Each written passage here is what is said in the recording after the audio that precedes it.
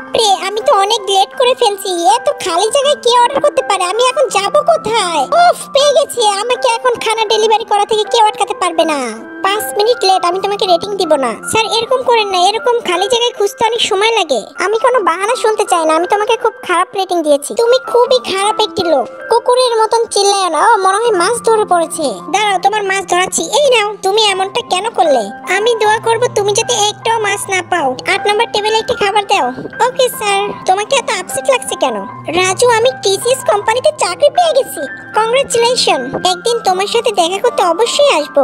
Wow, আমাকে সবাই এভাবে স্বাগতম জানাবে আমি ভাবতেই পারিনি। আরে এরা সবাই কোথায় যায়? মনে হয় এই ছেলেটি অনেক ফেমাস।